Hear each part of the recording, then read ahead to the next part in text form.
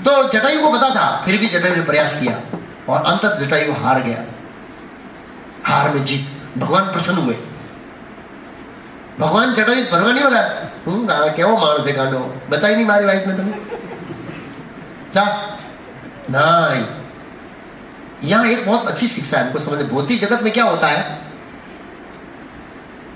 भौतिक जगत में एक व्यक्ति बिजनेस डालता है दहेज में, इन्हें रात दिन प्रयास कर रहा है, प्रयास कर, 1 रुपया कमा नहीं पाया।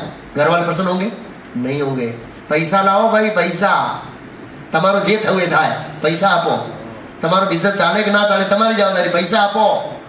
भगवान राम ऐसे नहीं है। भगवान राम ने जटायु के प्रयास को देखा, उनकी भावनाओं को देखा, रिजल्ट को नहीं देखा। भगवान रिजल्ट नहीं देखते हैं। भौतिक जगत में अगर किसी व्यक्ति की कृपा पानी है, अगर किसी व्यक्ति का प्रेम प्राप्त करना है, तो आपको रिजल्ट देना पड़ेगा। 500 की दौड़ देंगे तो घर वाले प्रसन्न होंगे, खाली भावना देंगे, मैंने आज बहुत प्रयास किया देवी ये देवीदास सही फिर भी मैं कुछ नहीं ले पाया, और देवीदास बोलेगा मैं बहुत प्रसन्न हुआ।